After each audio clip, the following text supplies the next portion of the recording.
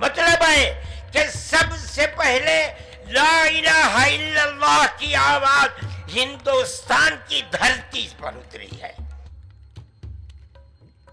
मौका था मंच से सर्वधर्म समभाव का पैगाम देने का, लेकिन जमीयत के धर्मगुरु अरशद मदनी कुछ ऐसा बोल गए जिसके बाद ऐसा बवाल मचा जो अब थमने का नाम नहीं ले रहा है। अल्लाह, आदम और मनु की आड़ में इस्लाम को सनातन से ऊपर बताने वाले मौलाना मदनी चौतरफा घिरे हुए हैं। दरअसल बीते दिन राजधानी दिल्ली में जमीयत उलेमाए हिंद के अधिवेशन का आखिरी दिन था। सद्भावना सम्मेलन के नाम पर सर्वधर्म के धर्म गुरुओं को आमंत्रित किया गया था। मंच पर मौजूद धर्म गुरुओं की मौजूदगी में जैसे ही मौलाना अरशद मदनी ने सनातन धर्म के खिलाफ अनाप शनाप बोलना शुरू किया, जैन धर्म गुरु लोकेश मुनि भड़क गए। उन्होंने मौलाना मदनी के बयान को सनातन संस्कृति का घोर अपमान बताया और इतना ही नहीं, उन्हें शास्त्रार्थ पर चैलेंज भी किया और जिसके बाद मंच से उतर गए। जब कोई नहीं था तो सवाल पैदा होता है कि मनु पूजते किसको थे। कोई कहता है कि शिव को पूजते थे, लेकिन उनके पास इल्म नहीं है। बहुत कम लोग ये बताते हैं कि मनु कुछ नहीं था दुनिया में, वो ओम को पूजते थे। मैंने कहा ओम कौन है? बहुत से लोगों ने कहा कि वो एक हवा है जिनका कोई रूप नहीं है। मैंने कहा कि अरे बाबा, इन्हीं को तो हम अल्लाह कहते हैं, इन्हीं को तो तुम ईश्वर कहते हो, इसी को तो हम अल्लाह कहते हैं। फारसी बोलने वाले खुदा कहते हैं, अंग्रेजी बोलने वाले गॉड कहते हैं। इसका मतलब यह है कि मनु एक अल्लाह, मनु यानी आदम, एक ओम यानी एक अल्लाह को पूजते थे।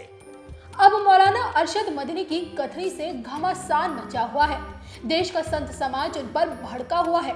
मदनी साहब के अधूरे ज्ञान पर महाकाल की धरती से उज्जैन के स्वास्थ्य पीठ अवधेशपुरी परमहंस से लेकर ऑल इंडिया अखाड़ा परिषद के बाबा हठ योगी ने क्या कुछ कहा, आप भी सुनिए। देखिए, मदनी ने ये जो कहा है कि अल्लाह और ओम एक ही थे और आदम और मनु एक ही थे, मैं कहना चाहूँगा कि वो मनु से आदम की तुलना करें, वो उनका अपना सब्जेक्ट हो सकता है, करें, लेकिन हम ये बताना चाहेंगे कि हमारे यहाँ मनु से पहले ब्रह्मा जी हुए, ब्रह्मा जी से पहले विष्णु हुए। भगवान विष्णु की नाभि से एक कमल उत्पन्न हुआ और उस कमल की नाल से ब्रह्मा जी उत्पन्न होते हैं। और ब्रह्मा जी के अंदर एको हम बहुश्यामः, हम में एक हूँ और मैं कैसे अब इस सृष्टि का विस्तार करूँ, ये संकल्पना पैदा होती है। इसके बाद में फिर ब्रह्मा जी ने मानसिक सृष्टि की है और ब्रह्मा जी ने ही मनु और शत्रुपा की उत्पत्ति की है। भगवान मनु अपने और शत्रुपा के द्वारा फिर मैथुनी सृष्टि हमारे यहाँ प्रारंभ होती है। इससे पहले भी हमारे यहाँ जो परिसंकल्पना है वो बहुत ही प्राचीन है। भगवान शिव की जो परिसंकल्पना है बहुत अधिक प्राचीन है। दूसरे ओम का उन्होंने जो कहा है, ओम और अल्लाह से उन्होंने तुलना की, वो अपने आप में इसलिए गलत है कि ये ओम की साधना हमारे यहाँ किसी अवतार के रूप में नहीं है। हमारे यहाँ ओम की साधना नाद के रूप में की जाती है। नाद ब्रह्म उसको कहा गया है, शब्द ब्रह्म है जो कि इस ब्रह्मांड में गूंज रहा था और आज भी गूंज रहा है। सृष्टि के पहले भी था, सृष्टि के बाद में भी है, रहेगा और आज भी है। ओम तो इस सृष्टि में गूंज रहा है, एक ध्वनि है, एक नाद है और वह सनातन है। इसलिए हमारे धर्म का नाम पड़ा सनातन। तो सनातन से इस्लाम की तुलना करना अपने आप में सैद्धांतिक रूप से गलत है, क्योंकि आपका तो इतिहास से भी 1400 साल पुराना है। हमारे यहाँ तो राम जी का जो काल है वो लाखों वर्ष प्राचीन समय है। आज से 5200-250 साल पहले भगवान कृष्ण का समय है। तो इसलिए मैं कहना चाहूँगा कि कम से कम सनातन की और इस्लाम की तुलना इतिहास की दृष्टि से समान नहीं हो सकती। मदनी ने जो भी कहा है वो अपने मन से कहा है, हम उसका समर्थन नहीं करते, हम उसका खंडन करते हैं। उनको स्वयं अपने इस्लाम की जानकारी होनी चाहिए। इस्लाम धर्म की जो आयु है वो 1400 वर्ष है।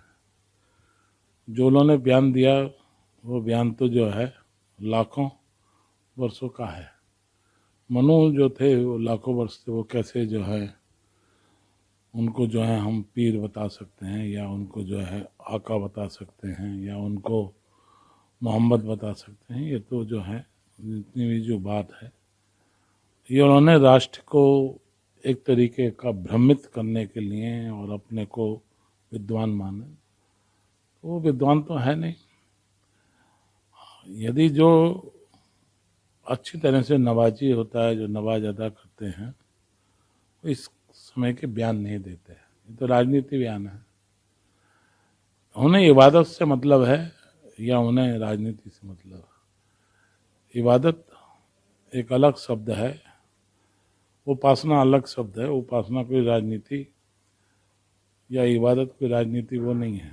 तो ये जो बयान है इसका हम घोर निंदा करते हैं और उनको ये बचकाना हरकत है। उन्होंने ये जो बयान दिया ये राष्ट्र का एक तरीके से जो हमारी सभ्यता है भारतवर्ष की, हम हिंदुस्तान वाले लोग नहीं हैं।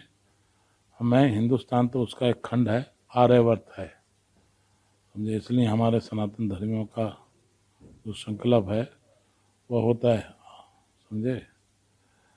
उसको संकल्प को है जो बोला जाता है उसमें आर्यवर्त आता है, ना कि जो है भारतवर्षे आर्यावर्ते, समझे, ये आता है। क्योंकि हमारे यहाँ सूर्य उपासना है।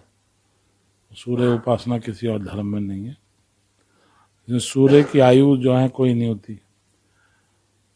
चंद्रमा को देखकर, दूज के चंद्रमा को देखकर ये जो है रोजा करते हैं। तो दूज का चंद्रमा 1400 वर्ष का नहीं है। यदि वैज्ञानिक उससे भी देखा जाए तो वो भी लाखों वर्ष का है। तो इस्लाम धर्म किसी भी आधार पर इस बात को पुष्टि नहीं करता है। और ये उन्होंने राष्ट्र में एक बहुत निंदक काम किया है, उसकी घोर निंदा करता। सर्वधर्म सम्मेलन होता है ना, तो व्यक्ति को यद्यपि शुद्धम लोक विरुद्धम, यद्यपि शुद्ध होता है लेकिन लोगों के मन में विरुद्ध बात होती है। तो वहाँ लोगों को समझ सोच के बोलना चाहिए।